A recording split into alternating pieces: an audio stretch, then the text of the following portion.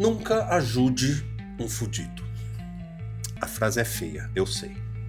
Mas nem sempre essa frase é dirigida para pessoas sem dinheiro. Essa frase fala de postura. O fudido é o cara que terceiriza a própria vida. É o cara que vive com a mão estendida e os pés fincados no chão, esperando que alguém empurre o princeso para frente. Você ajuda hoje, ajuda amanhã de novo, e quando percebe, virou muleta de alguém que não quer aprender a andar. Ajudar um fudido drena a nossa energia, porque ele não quer a solução. Ele quer se justificar.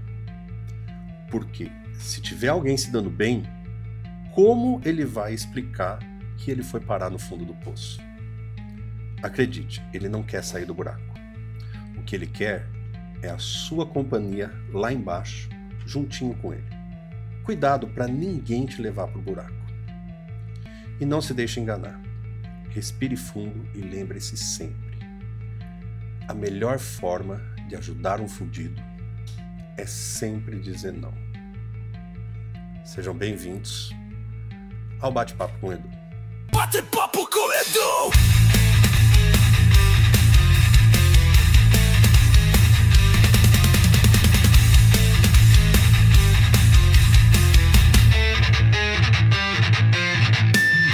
Muito bem, sejam muito bem-vindos a mais um episódio do Bate-Papo com Edu. Hoje é um episódio bonito, é o episódio número 33. E hoje é dia 4 de junho, quinta-feira. E são pontualmente 8 horas e 4 minutos. Para você que está aí assistindo a gente no YouTube, você já sabe, o programa é gravado previamente. Mas toda quinta-feira, 8 horas da noite, nós estamos ao vivo aí no chat para conversar com você que está acompanhando a gente. A gente interage junto, a gente faz comentários. Boa noite, Érica. Boa noite, tudo bem? Tudo bem? Tudo jóia, tudo ótimo. Vamos para mais um programa, né? Vamos lá. Você também tá firme e forte comigo no Firme e chat forte, aí, tamo junto. toda quinta-feira, né?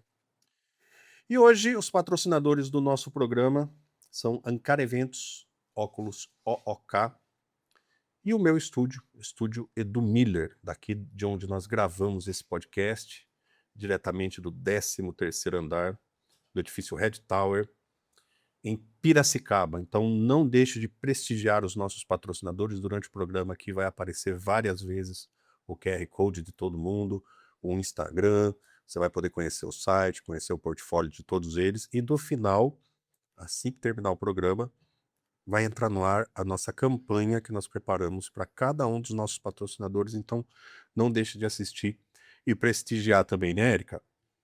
Boa, é isso mesmo. Prestigie porque a gente realmente precisa.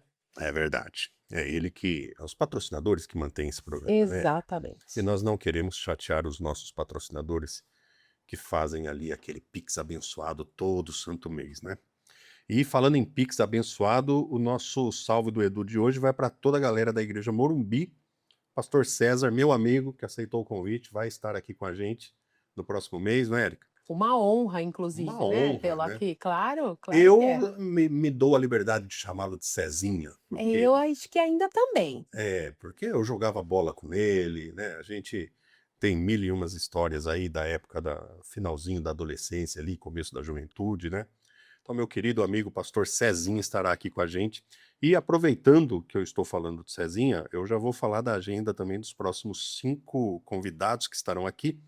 Hoje é dia 4 de junho, então na próxima quinta, dia 11, vamos receber aqui a minha amiga Adriana Matarazzo, dona lá do Instituto IAFES. Depois, no dia 18 de junho, vamos receber a Luciana Geraldi, proprietária da Nova Era Contabilidade. 25 de junho, vamos receber o Juliano Fantasia. Já gravamos aqui a entrevista dele, foi incrível, né? Inclusive, eu quero pedir desculpa para Camila, porque ele chegou aqui 8 horas da noite, gravamos um episódio de 1h30, saiu daqui quase meia-noite, ele estava aqui, viu, Camila? Pode ficar tranquila, tá? Segurando ele aqui, ficando batendo papo com ele, né, coitado. Aí, depois, no dia 2 de julho, vamos receber a Thaís Bueno, terapeuta, também foi uma entrevista muito legal, né, Érica? Já está gravado.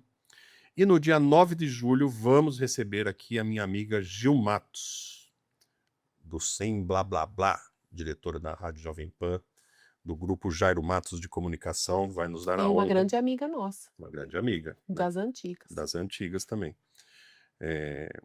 E aí, em outubro, gente, agora nós temos 5 episódios especiais em outubro. Tá todo mundo enjoado de ouvir eu falar dos 3 episódios especiais, agora nós temos 5, né? Além dos 3 que eu vou falar daqui a pouquinho, nós vamos ter 2 especiais das eleições. Um no dia 5 de outubro, segunda-feira, e outro também na segunda-feira, dia 26 de outubro. A eleição é domingo, aí na segunda-feira a gente vai gravar e já vamos publicar esses episódios com a participação do nosso querido Dr. Rodrigo Salerno, que apresenta o nosso quadro Dica do Especialista. Ele vai vir aqui comentar e repercutir as notícias do resultado das eleições, tanto no primeiro turno no dia 5 de outubro, como no segundo turno também, no dia 26 de outubro.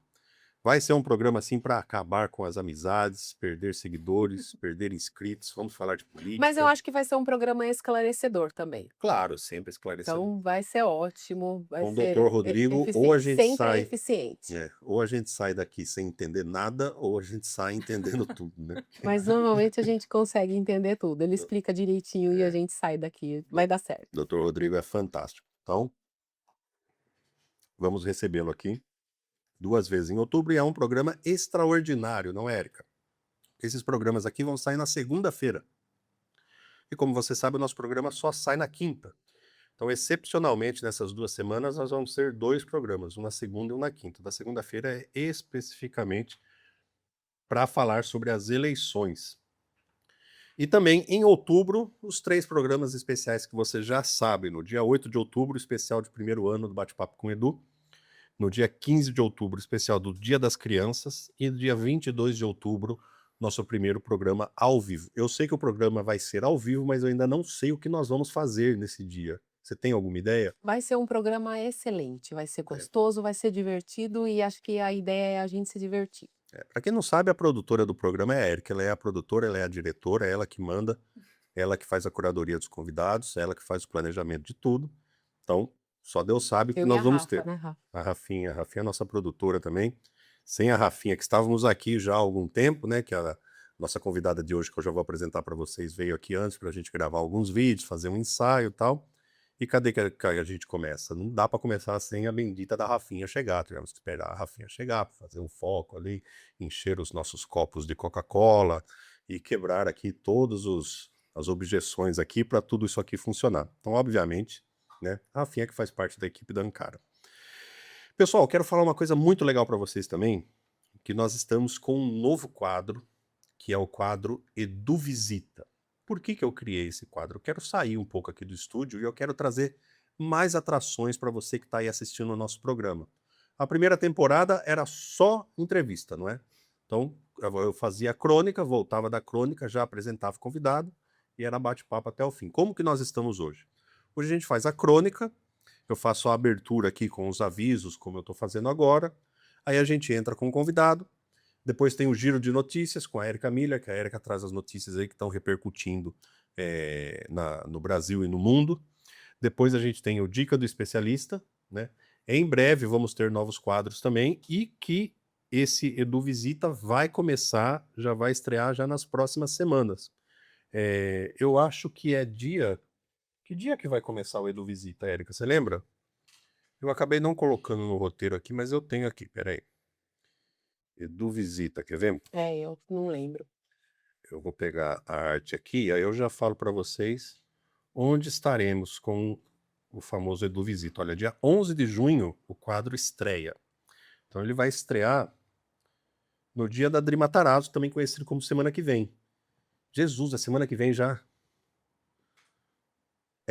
Tá gravado para sábado, tá marcado para gravar no sábado, isso. Quinta-feira que vem estreia dia 11 e nós vamos visitar a nossa amiga Juliana Cesso. Nós vamos lá na clínica da Juliana Cesso.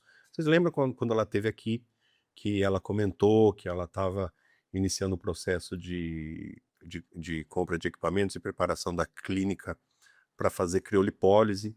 Ela também tem outros procedimentos lá na clínica. A gente vai lá, vai conhecer, vai ver como que funciona, né? Ela vai mostrar para a gente na prática ali aplicando o trabalho na cliente, né, para que você conheça na prática como que os nossos convidados, como que os nossos patrocinadores executam o trabalho deles e prestam o seu serviço. Então, o Edu Visita é isso, basicamente isso. Obviamente, não é todo programa que a gente vai mostrar a prestação de serviços, porque, por exemplo, no dia 25 de junho, nós vamos visitar o 15 de Piracicaba. Então, no Edu Visita com o 15 de Piracicaba, a gente vai mostrar ali como que são os bastidores de um jogo do 15 no Barão. A gente vai mostrar ali a preparação da torcida, vamos mostrar ali como que os jogadores se preparam para entrar em campo, os bastidores, como que é uma cabine de transmissão ali do pessoal que faz a transmissão pelo YouTube, pela televisão, pelo rádio. E a ideia é fazer um negócio mais dinâmico e gostoso, divertido de assistir, É, não uma exatamente. propaganda, né, a Exatamente. intenção não é fazer uma propaganda Exatamente. de nada, é mostrar como funciona o trabalho, é mostrar como é o jogo, é fazer um tete a tete nosso ali mesmo, uma visita Exatamente. mesmo, é isso. Exatamente. Tá bom. Deixar o nosso programa mais dinâmico, mais divertido, com essas gravações externas. Então aqui, ó, tem muita gente aqui que a gente está negociando. Tem também, a gente vai estar lá na Óculos OOK, em Alphaville, lá em Barueri, em julho. E aí, com o tempo, eu vou passando. Vai ser inicialmente um quadro quinzenal, né, Érica? Porque também não há quem aguente gravar toda semana, né? Eu já, Até porque a gente tem os nossos outros afazeres e tem outras coisas também. isso aí eu estou estimando aí, vai ser um quadro mais ou menos ali de 10 minutos. E eu estou estimando que vai o dia inteiro para gravar. Então, é alguma coisa cansativa. Mas estreia então semana que vem, Edu Visita, não perca. Vamos para a entrevista, Érica? Bora lá. Bora lá? Bora lá que estamos aqui curiosas aqui, ó. Você sabe que hoje nós estamos trazendo uma convidada aqui especificamente para conversar sobre um tema e é um objetivo nosso, porque até hoje, assim, se você olhar aí todos os nossos vídeos, sempre são vídeos com foco no convidado. Então, é o convidado que vem aqui. Então, a entrevista tal é o convidado tal, a entrevista tal é o convidado tal. E aos poucos nós queremos trazer temas também. Então, aqui o vídeo das eleições é um exemplo. Nós estamos aqui para conversar sobre, nós vamos estar aqui para conversar sobre as eleições, não especificamente com o convidado. Mas essa convidada é uma especialista tão grande nesse assunto que eu trouxe ela aqui e eu falei, Fabi, a gente vai conversar especificamente sobre esse tema, porque eu acho muito pertinente e muita gente, inclusive a quantidade de perguntas que a gente recebeu aqui no Instagram é um reflexo disso. Muita gente preocupado com esse assunto, querendo entender mais, e a Fabi está aqui hoje para esclarecer tudo isso para a gente. Porque ó, muita gente pensa que contratar PJ é a forma mais barata de se ter um funcionário. E que as coisas, quando você contrata PJ assim, às vezes a pessoa tem a sensação que está fazendo as coisas meio na fraude, né? Ah, eu não quero contratar o funcionário, eu não quero assinar carteira, então eu vou contratar PJ, né? Quando você contrata um PJ, como que funciona? Você tem que pagar as verbas trabalhistas, você não tem que pagar as verbas trabalhistas, você pode ter um funcionário PJ. O que a gente vai saber hoje? O que é essa pejotização? Ela é segura? Ela não é? Quais são as situações que ela é permitida? E principalmente que casos que ela vale a pena, não é, Érica? Entre muitas outras coisas aí. Hoje nós vamos receber a minha amiga, que é sócia do escritório SAS Advogados, para tirar todas essas dúvidas, né, dessa tão falada pejotização, principalmente aí em tempos de fim da escala 6x1. Então seja bem-vinda, minha querida amiga, doutora Fabiana Zani! Eu já comecei errando, porque hoje eu aprendi que é Zani. É Zani. Faz um ano que eu chamo ela de Fabiana Zani, ela nunca me corrigiu. Aí hoje aqui no vídeo, gravando o vídeo, eu sou a doutora Fabiana Zani. Eu falei, pô, nunca me contou isso? Doutora Fabiana Zani, Fabi para os íntimos, por favor. Vamos lá. Eu já te chamei de Fabi aqui hoje, acho que já, né? Já me chamou, mas é isso. Eu dispenso aí a formalidade, deixa a doutora para quando a gente estiver em audiência, quando estiver falando com o juiz aqui entre nós, por favor, Edu. Pode ser a Fabi. E é um grande prazer estar aqui com vocês. Obrigada pelo convite. Já estive aqui em outras oportunidades acompanhando o Rodrigo, tirando foto, porque o trabalho que você faz aqui é incrível. Os podcasts agora foi uma bela de uma sacada, um baita trabalho legal também. Quero aproveitar e parabenizar você, a Érica, a Rafinha, porque tá muito legal. tá muito Ah, legal muito o obrigado. formato e tô aqui super curiosa para os próximos passos aí, né, para as próximas produções aí. Vamos lá. Mas é isso, obrigada pela oportunidade de estar esclarecendo um assunto que ele é bem legal, porque todo mundo acha que pejotização é sinônimo de fraude, e não é bem assim. Conta para nós então, doutora Fabi, o que que é essa tal de pejotização? Vamos lá. Você pode sim contratar uma pessoa para trabalhar para você, para trabalhar não, melhor, para prestar serviços para você, sem que essa pessoa seja um empregado CLT. Então não tem o menor problema em determinadas situações eu contratar um prestador de serviço ou um profissional autônomo que vai emitir uma nota fiscal, que vai emitir um recibo de pagamento autônomo, se ele for um autônomo, e a legislação permite. Nem toda situação é fraudulenta. É lógico que a gente precisa aí avaliar o cenário como um todo, mas existe sim hipóteses que um PJ é permitido e quem contratar não sofre nenhum tipo de risco trabalhista. Mas quais que são essas situações, assim, que o contratante e o contratado estão seguros? A situação do PJ é o seguinte: ele tem que ter autonomia na prestação de serviços. Então, quando eu vou contratar um PJ, eu não vou contratar um profissional para chegar às 8, fazer uma hora de almoço e ir embora às 17 horas. Eu não vou contratar um profissional para ficar o dia inteiro fazendo o que eu quero. Eu vou contratar um projeto. Eu vou contratar uma prestação eu tenho um objetivo a ser contratado. Eu não estou contratando a figura da Fabiana, e sim eu estou contratando aquilo que a Fabiana vai me entregar, com qualidade e dentro dos parâmetros que eu fixei. Então, o ponto principal do PJ, do prestador de serviços, né, pessoa jurídica ou pessoa física, tanto faz, porque ele pode ser um autônomo, é a autonomia. Você vai passar para ele aquilo que você quer e ele vai executar da forma que ele quer. Não, mas daí complica, né? Por exemplo, aqui vamos citar o caso do meu estúdio. Certo, Eu tenho uma demanda muito grande de edições, certo. certo? Então, tem o funcionário CLT que faz ali aquele trabalho. Vamos Uhum. falar valores ilustrativos, tá? Não são valores reais. Então, Certo. aquele funcionário ganha 5.000 por mês, trabalha de segunda a sexta, aquela carga horária e tal, e no final do mês ele me entrega uma quantidade de 80 vídeos editados, Hum, certo? Então, aqueles 80 vídeos dividido por 5.000, eu tenho ali mais as verbas e tal, eu tenho ali o custo de quanto custa para editar um vídeo. certo. Aí vem uma empresa e fala assim, ó, eu vou editar essa mesma quantidade de 80 vídeos para você, Uhum. só que ao invés de você ter um custo de 5.000, a gente vai cobrar 3.000 reais de você, Certo. certo?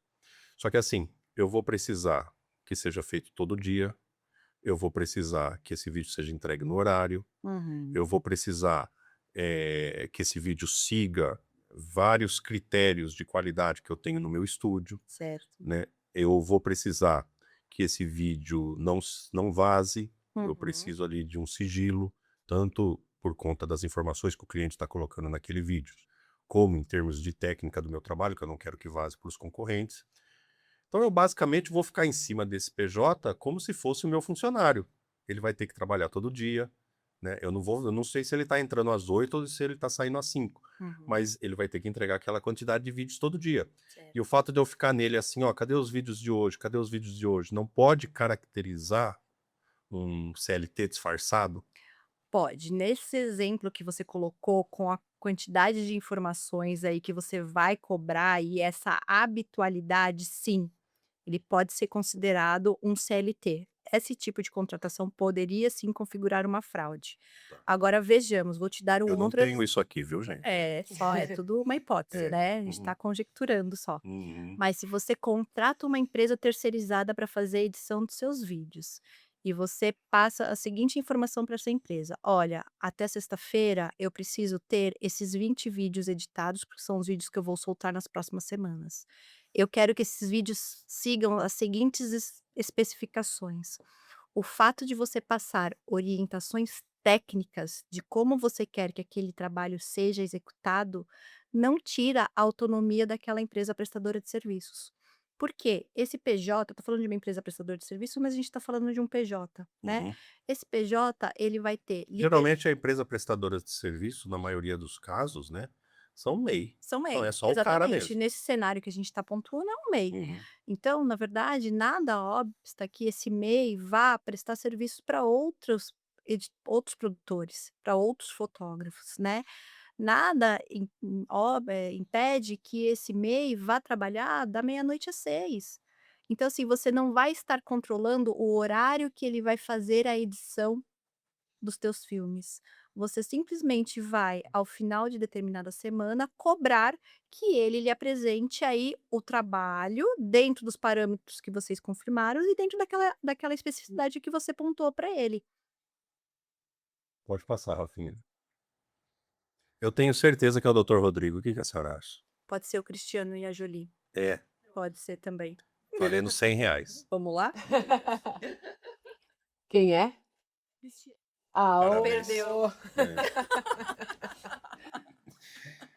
Tá, mas vamos supor, Aham. dentre as coisas que eu estudei, existe ali um critério também que o contratante precisa tomar muito cuidado. Porque, por exemplo, eu contratei a empresa para editar meus vídeos, certo? Certo, Eu não estou controlando o horário dele, não estou controlando a forma como ele trabalha, não tem subordinação, eu só quero tantos vídeos até tal data. certo. Beleza. Mas esse PJ emite uma nota para mim e acaba emitindo só para mim, porque eu peço a nota. Uhum. Os outros trabalhos ele não emite. Aí fica lá 1 ano emitindo nota só para mim. Isso não é um indício de que ele pode ser um funcionário disfarçado? Sim, pode ser um O, indício. o A contratante questão. tem que tomar Exato. cuidado com isso. Mas o fato dele ter notas sequenciais Hum. não é uma prova, vamos dizer assim, como é que eu vou dizer? Uma prova inafastável de que ele é um CLT. Porque ele pode simplesmente trabalhar só para você durante esse determinado período, emitir as notas só para você, mas sem subordinação. De novo, ele não tem horário para entrar, ele não tem horário para sair, ele faz o trabalho na casa dele, ele usa o computador dele, a única obrigação que ele tem para com você é de entregar os vídeos editados no prazo que você fixou, na qualidade que você pediu. E por que as empresas estão buscando o PJ? Ele é mais vantajoso para as empresas do que um Então, CLT? temos empresas e temos empresas. Existem aquelas que efetivamente estão buscando o prestador de serviço porque entendem que querem apenas um trabalho a ser entregue.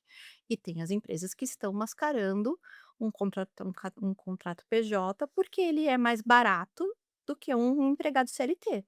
Para você ter uma ideia, uma empresa que contrata um CLT de tributo, só de tributo, sem considerar salário, benefícios, ela gasta em torno de 30 a 70% das verbas de natureza, salarial, que é salário, hora extra, né. Por outro lado, a empresa que contrata um PJ não tem custo nenhum com tributo. Então é muito mais vantajoso para uma empresa contratar um profissional PJ do que contratar um CLT. O custo no bolso é menor, mas o risco é absurdamente grande, né. Então as empresas optam por esse tipo de contratação, achando que isso vai ser a salvação da pátria, mas se for uma empresa que faz provisão de passivo, a hora que ela parar e tomar conta de ter noção de quanto ela vai gastar com uma possível ação trabalhista, ela não ela pensaria 2 vezes, porque a economia que ela está pensando que está acontecendo agora, lá na frente vira um valor 3, 4 vezes muito maior. A pejotização começou a ficar muito famoso, o termo, né, começou a ficar famoso na época, por exemplo, que a Rede Globo começou a mudar os contratos de todo mundo. Então o Sim. William Bonner, né, todo mundo comentava isso na época, né, o William Bonner não era mais funcionário da Globo, era um PJ. Aí os Exato, jornalistas, a maioria dos jornalistas ali tinham um contrato de PJ. PJ. Só que eles tinham que entrar, trabalhar todo dia, né? Uhum. Em muitos casos, a justiça reverteu para um contrato CLT, para a Rede Globo pagar as verbas rescisórias e tal. Só que eu tenho visto, você me corrija se eu estiver enganado, eu tenho visto um movimento na jurisprudência para que isso talvez não esteja acontecendo tanto mais. Eu vejo, assim, muitos casos a favor do contratante. Se o empregado chegar e falar assim: "Ah, não, eu prefiro a PJ, eu quero ser contratado como PJ", ainda que tenha elementos do CLT, ele tem esse direito? O cara que vai ser contra ele pode escolher se ele quer PJ ou CLT, ainda que tenha que ser CLT ali pelos requisitos, ele pode escolher ser PJ? E na verdade eu não recomendo, né, até que isso não pode ser uma escolha do contratado.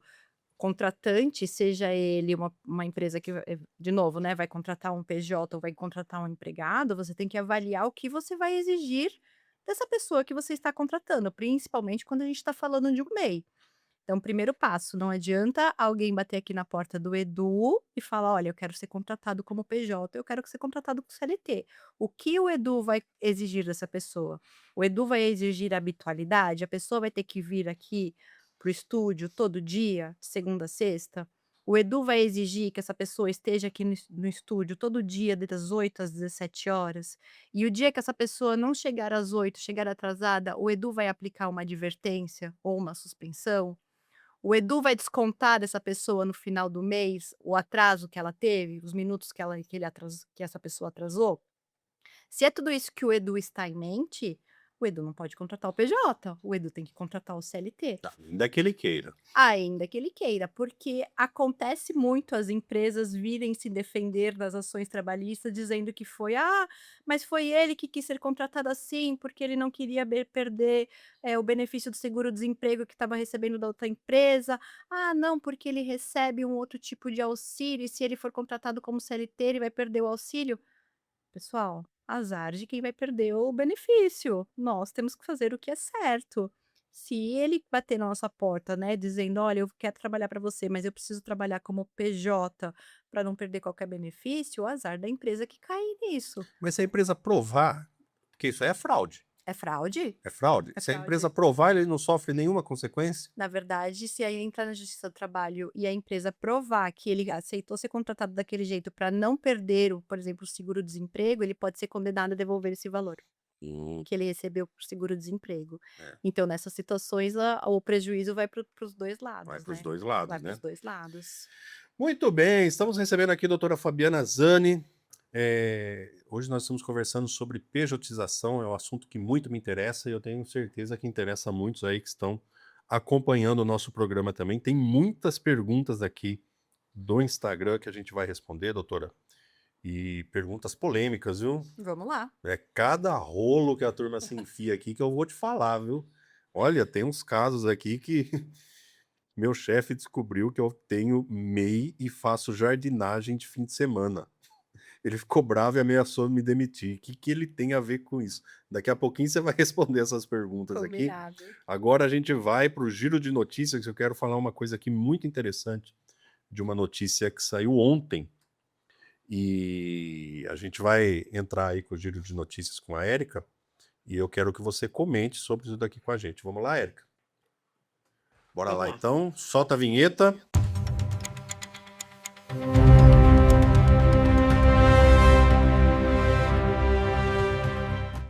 UOL, 29/5/2026.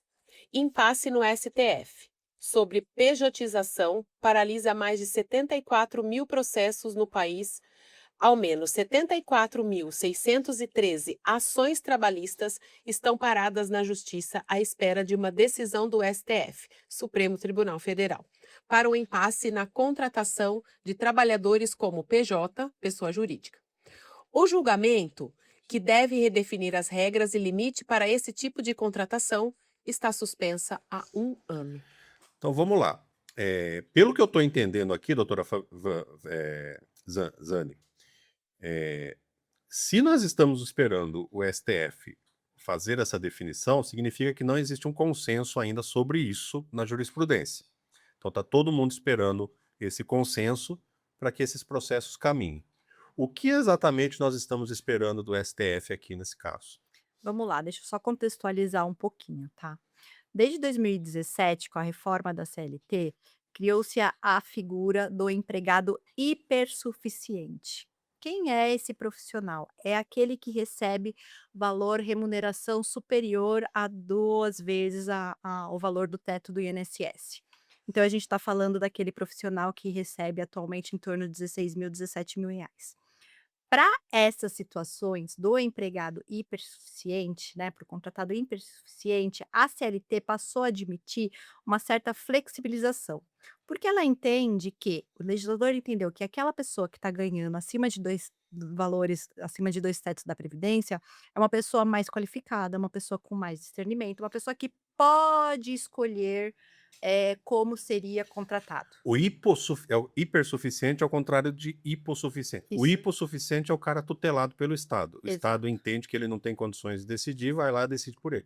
Aí o exatamente. hipersuficiente é um cara que pode decidir por si só. Exatamente. Então a CLT, que é datada de 1940, Ave Maria. exatamente, a nossa vovozinha, Hum, ela protege o hipossuficiente, uhum. né. Então, tudo aquilo que está ali, na CLT, em regra, é para proteger aquela pessoa que recebe um salário aí baixo, né, que não tem condições de negociar O que não é com o seu errado também, contratante. né? Não, Às de vezes o forma cara alguma, precisa comer e acaba se submetendo a de forma coisas, né? alguma, de forma alguma. Uhum.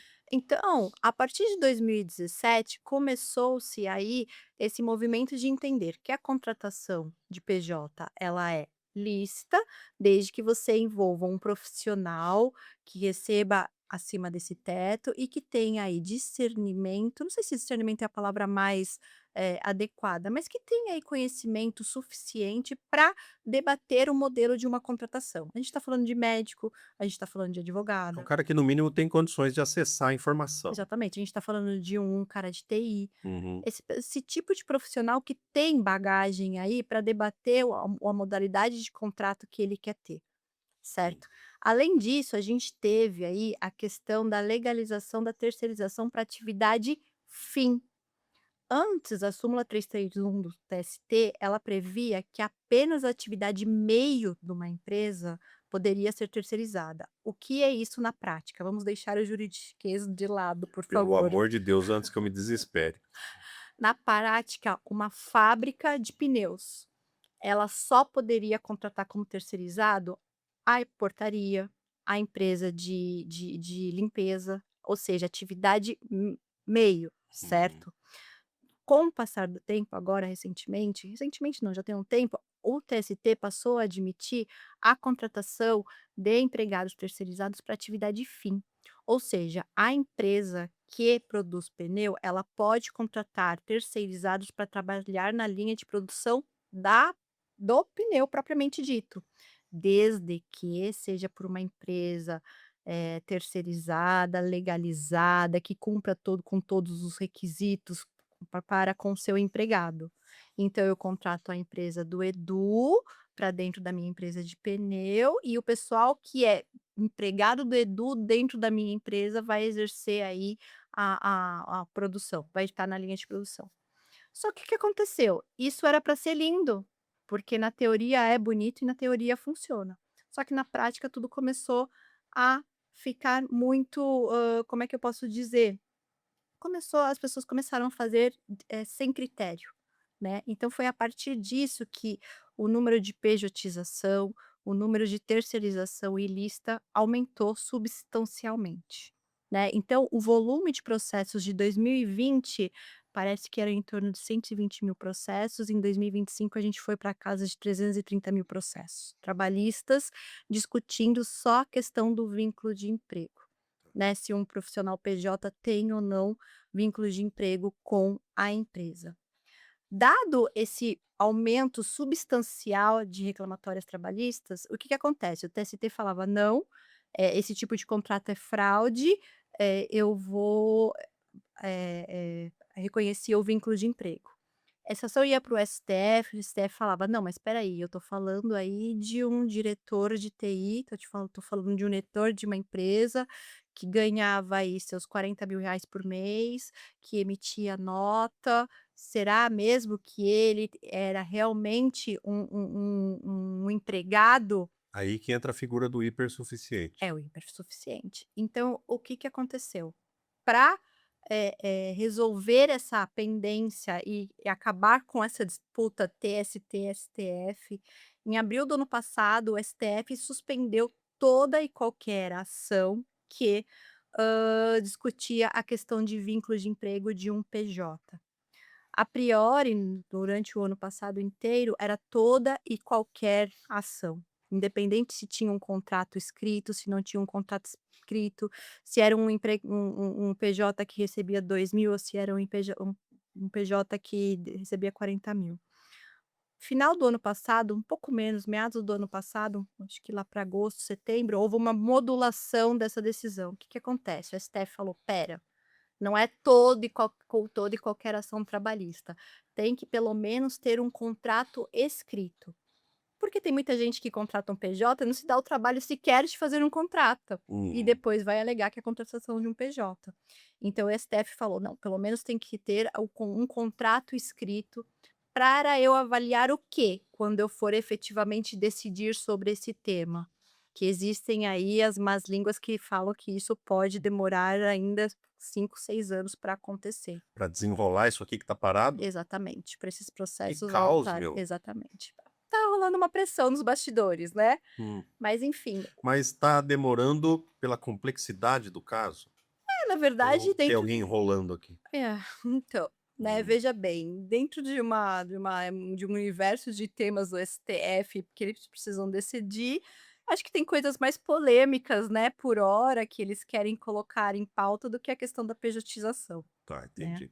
E o que que eles vão decidir efetivamente? O primeiro ponto que o STF vai bater o martelo e a partir do momento que eles baterem o martelo, vira regra para todo mundo. Ação de PJ, que tem contrato assinado, vai ser discutida na Justiça do Trabalho ou ela vai para a Justiça Comum? Então é o primeiro ponto. Então se o Edu lá na frente for um PJ e o STF falar: "Não, você vai discutir o seu contrato lá na Justiça Civil", o Edu vai ter que ir na Justiça Civil, não na Justiça do Trabalho. Segundo ponto de quem vai ser o ônus de provar que esse contrato foi fraudulento? Atualmente, esse ônus é de quem contratou, do contratante. Mas o STF também quer bater esse martelo, dizer quem é que vai ter que provar que de fato a contratação foi fraudulenta, que existiam os requisitos do vínculo de emprego. Então são alguns pontos que o STF vai bater martelo para que depois, com essas decisões tomadas, isso vem para o TST, vem para todas as varas da Justiça do Trabalho, e aí os juízes são obrigados a seguirem essas regras. Entendi. Enquanto isso não acontecer, todos os processos ficam paradinhos lá esperando uma ordem do STF de como devem ser conduzidos. Caramba! E é processo, hein? E é processo, e é processo. Muito bem. Vamos para a próxima pergunta? Pergunta não, para a Vamos. próxima notícia? O Globo, 2/6/2026. Aumento do teto de faturamento do MEI pode ampliar pejotização e elevar déficit da Previdência, dizem especialistas. Previdência. Previdência. Eu falei Previdência. Presidência. Falei Presidência. Desculpa. Uma elevação no limite de enquadramento do microempreendedor individual MEI poderá ter os efeitos colaterais de incentivar a pejotização e aumentar ainda mais o déficit da Previdência, disseram especialistas ao Globo. Não, a previdência já tá boa, né? Então isso aí vai sacanear um pouquinho mais ainda. Agora, de fato, o aumento do MEI vai favorecer a pejotização, né? Porque aí o cara o, ele tem aquele valor, só que aquele valor é um valor restrito. Então, aumentando o MEI, aumenta a possibilidade de mais contratações PJ.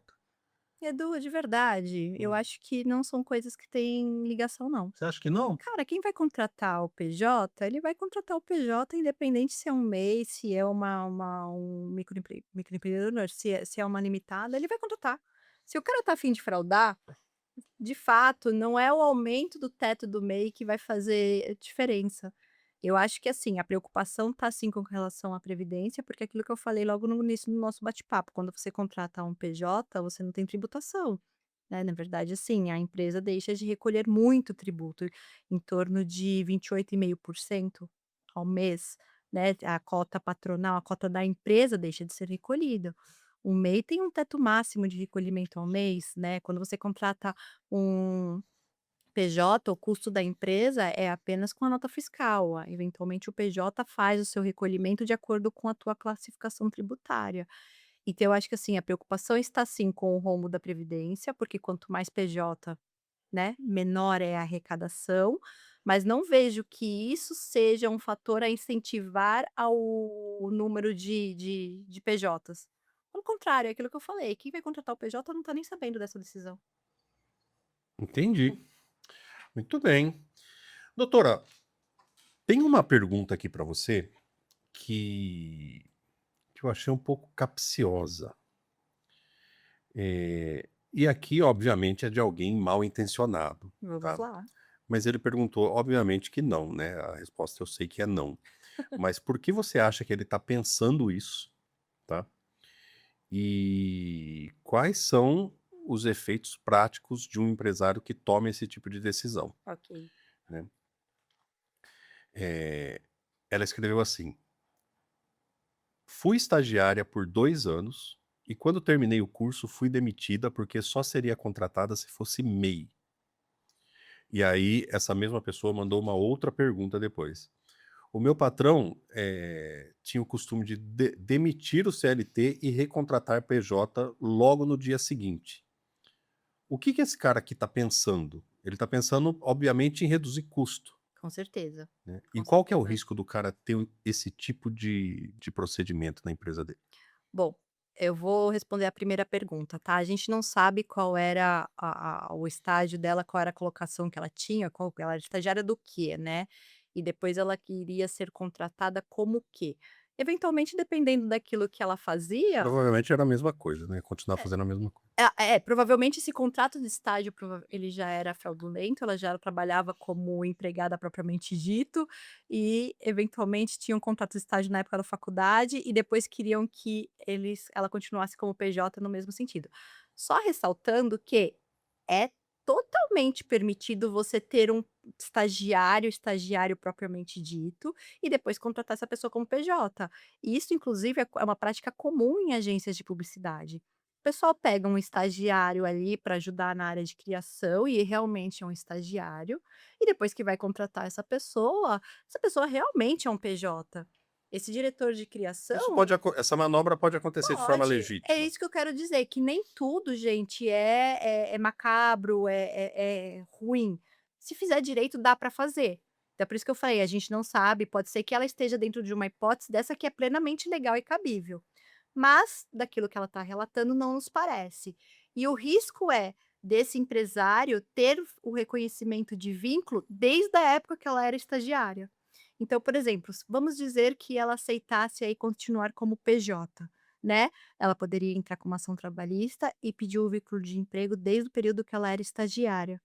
Provavelmente ela iria ganhar. Vai ficar caracterizado que ela era empregada de fato, e que existia um contrato fraudulento de estágio e um contrato fraudulento de PJ.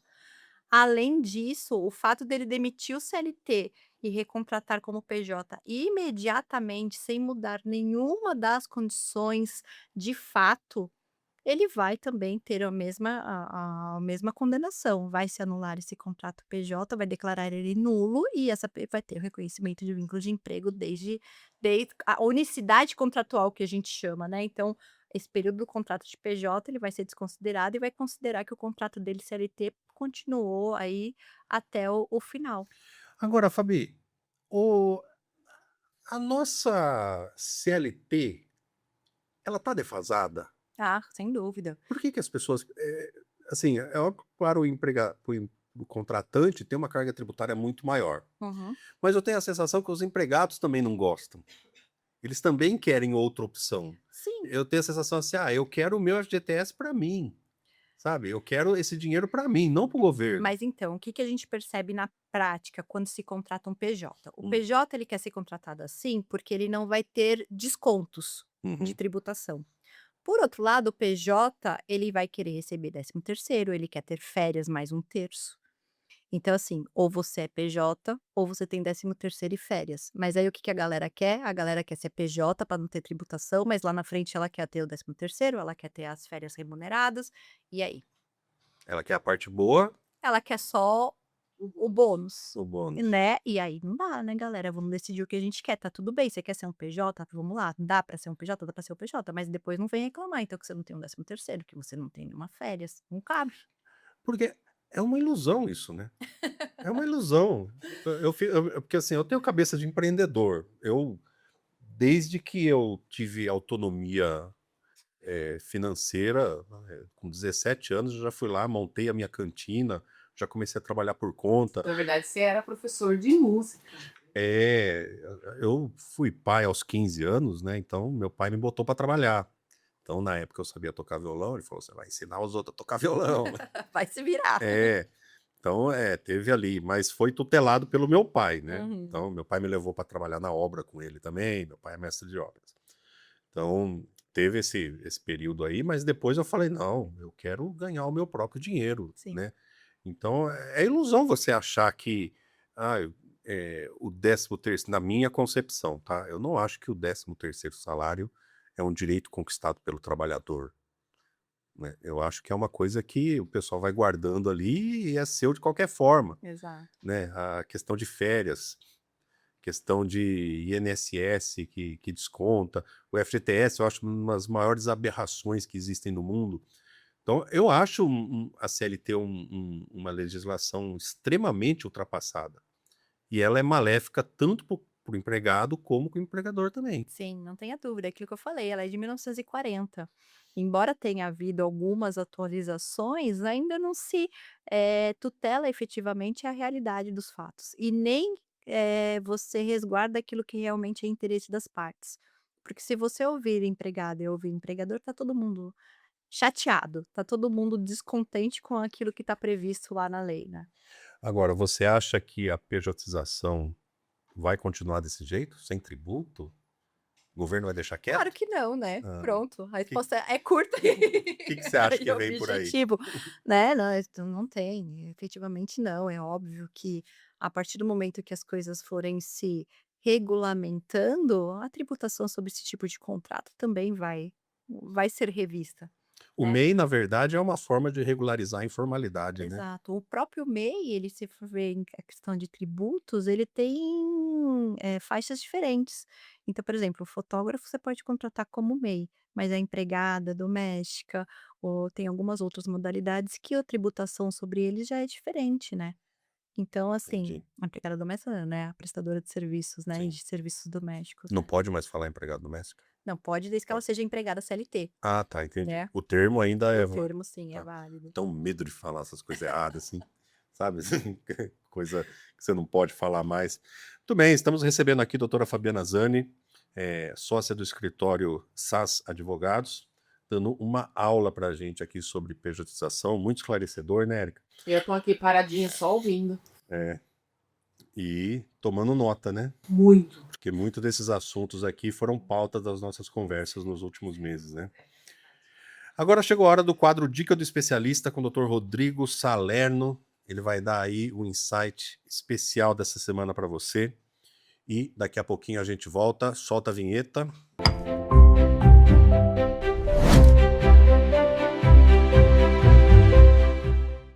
Acabar com a escala 6x1 parece simples, mas juridicamente a discussão é muito mais complexa do que parece. A escala 6x1 está prevista na legislação brasileira há décadas. Hoje, o trabalhador pode trabalhar até 6 dias consecutivos para descansar um. A proposta de mudança exigiria alterações profundas na Constituição, na CLT, nas convenções coletivas e nos contratos de trabalho. Para o empregado, o benefício é claro: mais tempo de descanso, convívio familiar e recuperação física. Mas existe um risco pouco discutido. Empresas que precisam operar todos os dias podem ter que contratar mais pessoas para cobrir folgas. Dependendo do setor, isso pode significar menos vagas, terceirização ou automação. Para os empregadores, o desafio seria reorganizar toda a estrutura operacional, especialmente transporte, logística, comércio, saúde, segurança. E para o judiciário, a mudança certamente abriria uma nova onda de discussões trabalhistas sobre jornadas, banco de horas, remuneração e acordos coletivos. O debate não é apenas sobre trabalhar menos, é sobre como equilibrar qualidade de vida, produtividade e segurança jurídica. Salve esse vídeo, porque essa discussão ainda está muito longe de terminar.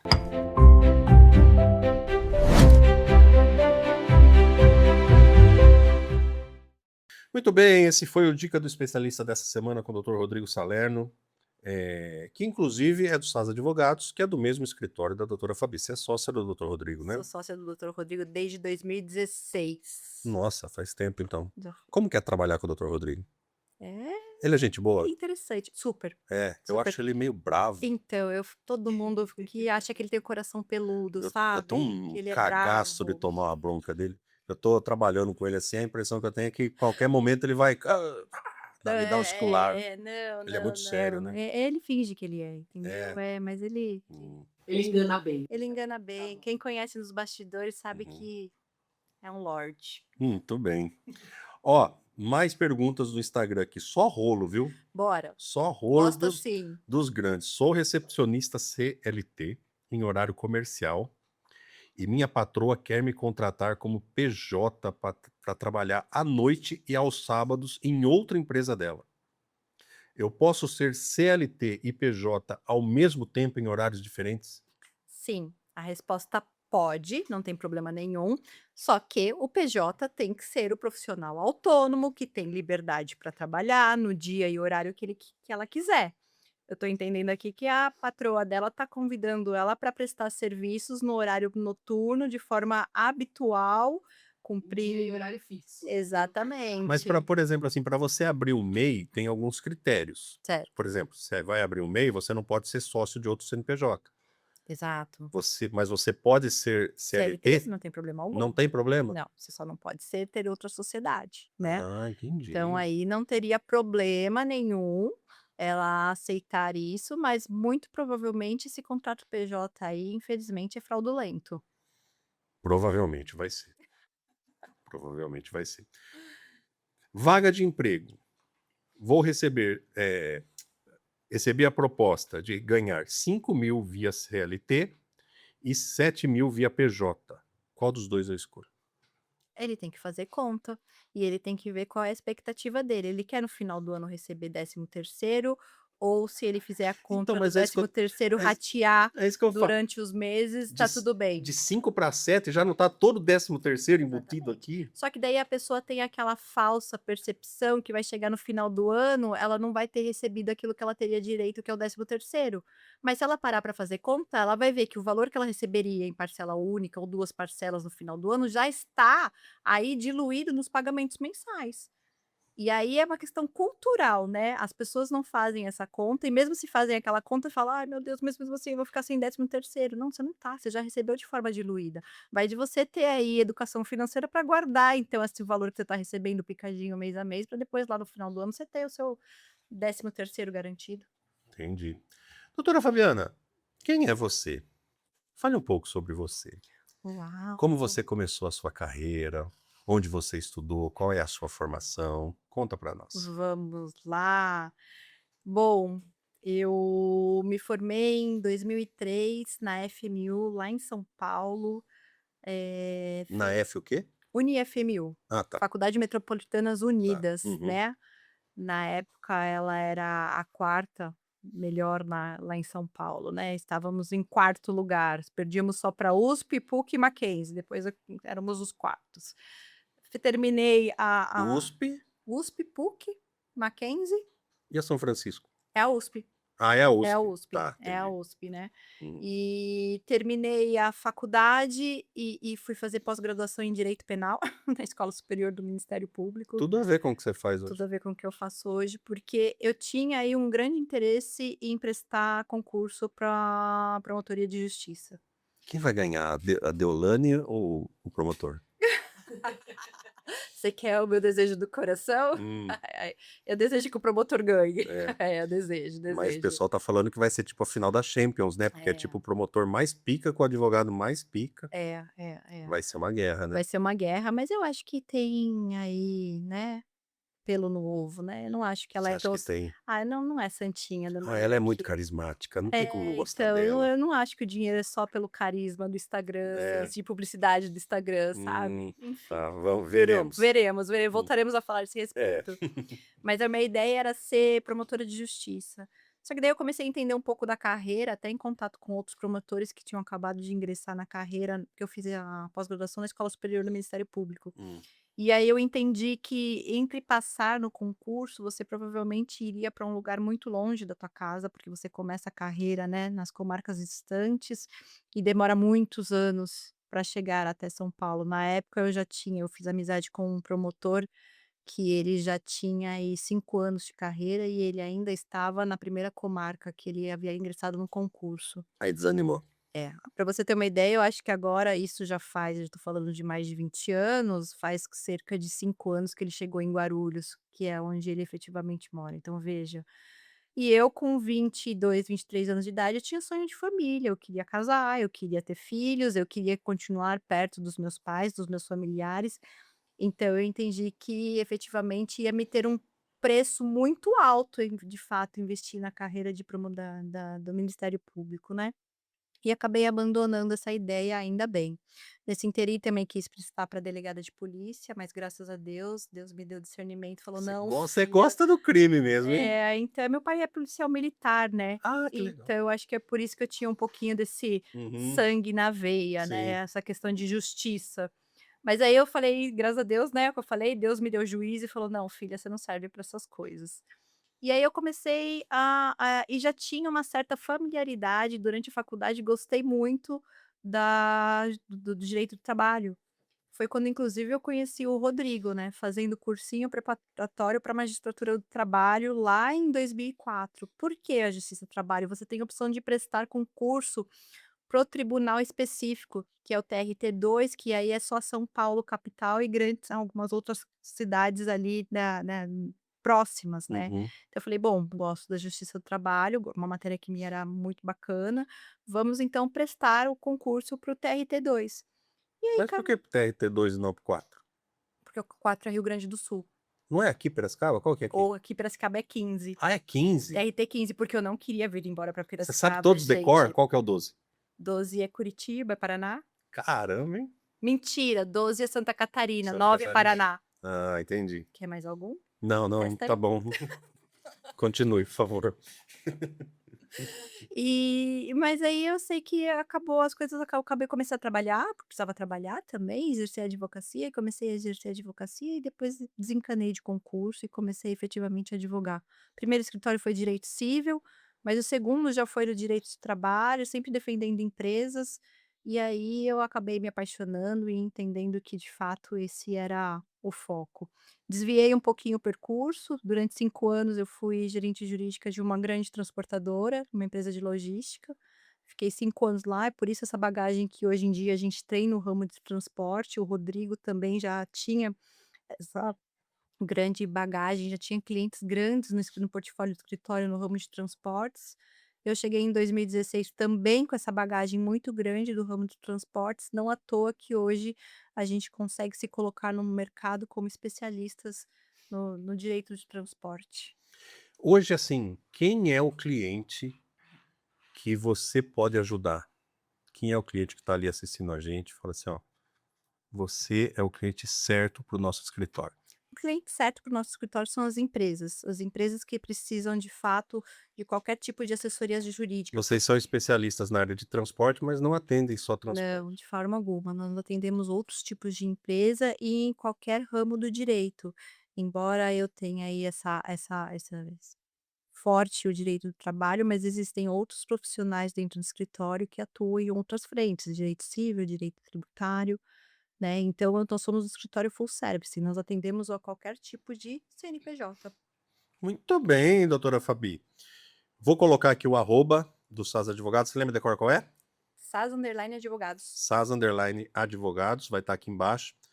Para entrar em contato com vocês, é só pelo Instagram mesmo? Ou lá no Instagram tem algum link Lá para no WhatsApp? Instagram tem o telefone do escritório e também tem o meu perfil profissional e do Rodrigo, também lá tem os nossos telefones de contato, a gente está à disposição. Ali pelo Instagram você acaba encontrando todos esses contatos, Exatamente, né? isso mesmo, Muito bem, SAS_Advogados, isso aí. né? Vai estar o arroba aqui embaixo para você conhecer mais de perto o trabalho deles, da doutora Fabiana, do doutor Rodrigo também, que é o anfitrião do nosso quadro Dica do Especialista, homem maravilhoso, né? Falo isso quando ele está aqui, quando ele não está também, né? Ótimo. Né? Hoje ele está bem longe aqui, então, né?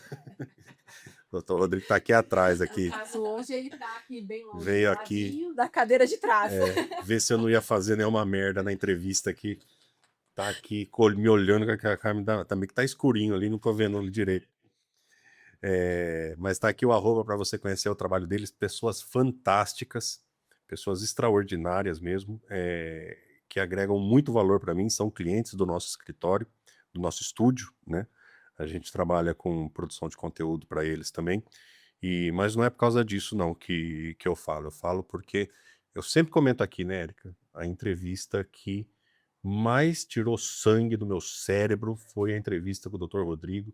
Eu saí daqui chorando. Falei, eu não consegui acompanhar. Sentindo burro. né? Foi isso que você Nossa, falou. ele falava aqui, doutora Fabiana, e eu ficava pensando assim, meu Deus do céu, o que eu vou perguntar para esse homem? Porque eu não estava entendendo nada do que ele estava falando. Nossa, saindo dali eu mudei completamente, né? Hoje eu faço. Já me preparava naquela verdade. época, né? Mas Hoje as entrevistas são bem diferentes. Existe o antes e depois do Rodrigo. hoje ninguém me enrola, não. O Né? Rodrigo, ele causa esse tipo de De reação. reação mesmo, gente. É Muito perfil bem. dele. Então é isso, pessoal. Eu quero agradecer aqui aos nossos patrocinadores do programa de hoje, Ancar Eventos, Óculos OOK. Não deixe de assistir a campanha publicitária que nós preparamos para os nossos patrocinadores assim que encerra o programa. Foi pedido de vocês, né? Pedido de vocês. Vocês não queriam mais que a gente interrompesse o programa com propaganda, né? Então nós estamos tacando aí o programa do começo ao fim, sem interrupções, mas na hora que termina o programa, entra a campanha publicitária dos nossos patrocinadores. E são eles que proporcionam um conteúdo de qualidade como esse que nós trazemos para vocês aqui, como esse que nós trouxemos hoje para vocês aqui. É só conteúdo de qualidade, não vem ninguém fuleiro aqui, né, Érica? Você pode ver aí a relação de convidados, essa é a entrevista número 33.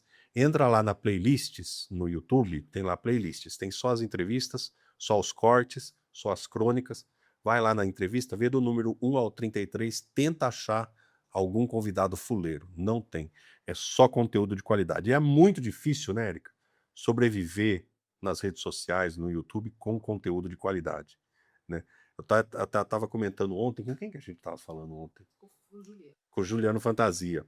O corte mais assistido no meu canal foi o corte de quando a Juliana veio aqui, tirou a minha camisa, deitou eu no chão e mediu a minha diástase, né? Foi uma fuleiragem total nas redes sociais, a negada fazendo print, fazendo meme, fazendo figurinha, me deram apelido, e o vídeo explodiu. E aí eu fiquei meio pinel, né? Eu falei, pô, os vídeos ali dando 1.000, 2.000, 3.000, de repente vem um que dá 20.000.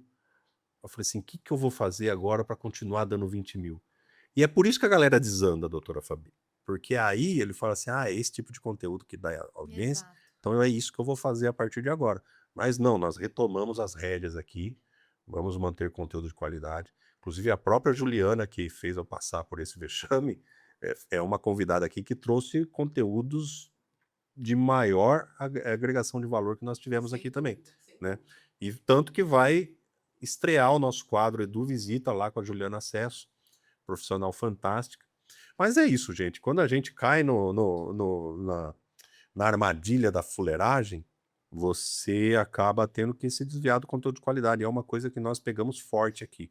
Nós queremos produzir conteúdo, queremos crescer, queremos ser uma vitrine de credibilidade, de informação aqui para a região de Piracicaba e para o Brasil todo, e vamos permanecer assim. E são os patrocinadores que confiam no nosso trabalho, acreditam nesse projeto, que mantém tudo isso aqui funcionando. Então, não deixe de prestigiar os nossos patrocinadores. Óculos OOK é um cliente, um patrocinador que está comigo desde antes das entrevistas, quando o bate-papo com o Edu era apenas crônicas, ela já acreditava no projeto, já patrocinava a gente ali. Edu, eu vou dar um dinheirinho para você continuar falando aí toda semana as suas crônicas e tal. E eu botava a marca dela lá nas crônicas, lembra? Comecinho, aqueles videozinhos e tal. Aí teve a ideia do bate-papo, ela veio junto com a gente também, tá com a gente até hoje, desde o início, a Meire, pessoa fantástica. E o que eu falo dos óculos é aquilo que eu digo todos os dias, tá? Eu sou um apaixonado por óculos. Se você pegar no Facebook tem coisa antiga, no Instagram tem coisa desde 2014, mas se você pegar lá no YouTube, a maioria das fotos eu tô de óculos.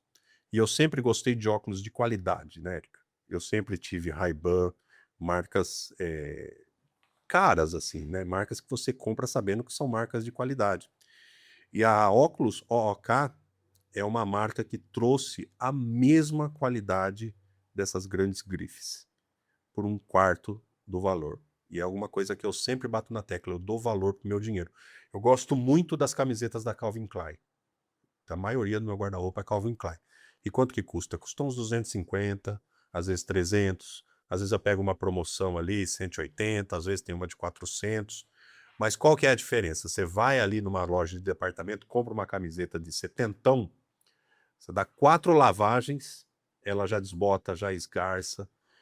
A Calvin Klein custa, às vezes, 5 vezes mais. Só que eu tenho camisetas lá da Calvin Klein de 2021 que estão exatamente do mesmo jeito que estava de quando eu tirei da loja. Ou seja, qual que saiu mais caro? Ah, de 70. A de Porque aí você 70. tem que comprar várias de 70. Exatamente. E é por isso que eu dou valor pro meu dinheiro. Você pega ali um óculos que custa 2.000, ele vai ter a mesma qualidade de um óculos da OOK que você compra por 300, 400 reais. Vai ter a mesma durabilidade, a mesma qualidade, a questão da proteção E a UV estética. e a estética maravilhosa, Compra né? também. Exatamente. Então eu dou valor pro meu dinheiro e é por isso que eu acredito na Óculos OOK. E todo mundo, né, todos os patrocinadores que já passaram por aqui, nenhum passou por aqui sem o crivo da minha aprovação pessoal, que é uma coisa que nós estamos aqui no programa 33 e a minha credibilidade é uma coisa que eu ainda estou desenvolvendo, obviamente, né? Então eu não vou aqui falar de um patrocinador, tanto que nós já negamos um, né? Negamos um patrocinador lá, porque eu falei, olha, talvez não seja o nosso perfil, vai entrar em conflito com coisas que eu já disse no programa, então eu vou passar de hipócrita, porque você falou tal coisa e agora está patrocinando isso daqui. Então, nós já negamos patrocinadores. Se eu estou falando aqui, é porque eu, Eduardo, particularmente acredito. Então, a Óculos OOK é uma marca que eu confio e que eu recomendo. Se um dia você precisar tanto de óculos de sol como de óculos de grau, é uma marca que você pode ir, você pode confiar. Tem o QR Code aqui, acesse. Você vai acessar o Instagram e tem o site, tem o e-commerce, eles entregam na sua casa, no Brasil inteiro. Certo? Muito obrigado, Meire, pela sua confiança, pelo carinho. E no próximo programa eu vou fazer um discurso assim de você, tá? Porque a Ancar Eventos também é a empresa que organiza esse podcast com a maestria da Érica, com mais de 20 anos de experiência na organização de eventos. Ela faz a curadoria de convidados, ela tem a equipe dela aqui, a Rafinha, que faz o buffet, faz a recepção dos convidados, faz toda a parte dos bastidores. A Érica também é a diretora do programa, ela que está ali fazendo os cortes, né, Érica? Mostra aí pra gente, corta pra Fabi, corta pra mim, corta pra câmera 3, corta pra câmera da Fabi com você junto. Aê! Tá vendo? A Érica é a diretora do programa também. Então a Ancar Eventos também merece o nosso carinho. Também, porque... Eu tentei bugar você. Eu tentei bugar você. Se não fosse a Ancar Eventos, esse programa, obviamente, não chegaria até você. Então, muito obrigado, viu, Érica? No próximo programa aí eu faço um discurso para você também, tá bom? E para você que está assistindo o nosso programa, meu muito obrigado pela audiência. Fabi, foi um prazer recebê-la. Meu Você é uma amigo, pessoa muito obrigada. encantadora. Obrigada. Obrigado, viu? Obrigado pro Cristiano também, que veio aqui acompanhar a gente, a filhinha de vocês ali. Doutor Rodrigo, sempre uma presença encantadora, viu? Pouco intimidadora você, viu? Esse homem másculo e forte. E para você que está aí assistindo o nosso programa, muito obrigado pela sua audiência. Estamos aqui toda quinta-feira, 8 horas da noite, no YouTube, @Bate-Papo com Edu. Aproveite e seguir a gente nas redes sociais também, é só pegar @Bate-Papo com Edu, tanto no Instagram como no TikTok, no como que chama aquele aplicativo que você ouve música? Spotify também, estamos no Spotify lá, todos os programas, se estiver fazendo uma corridinha ali, não quiser entrar no YouTube, entra no Spotify, você pode assistir o nosso programa também no Spotify, @Bate-Papo com Edu. E muito obrigado pela sua audiência, um beijo no seu coração e até a próxima quinta. Tchau! Bate-Papo com Edu.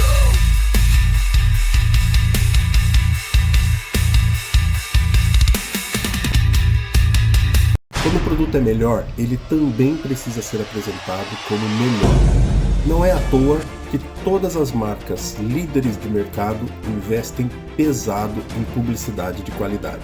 Um bom produto apresentado de forma simples ou amadora vai competir no mercado com concorrentes que cobram barato. Isso desanima, porque você vai atender um monte de gente e vai fechar poucos negócios, porque o público que a publicidade ruim atrai não pode pagar pelo seu trabalho. Tá passando por isso? Me chama aqui, nós vamos elevar o nível da sua publicidade.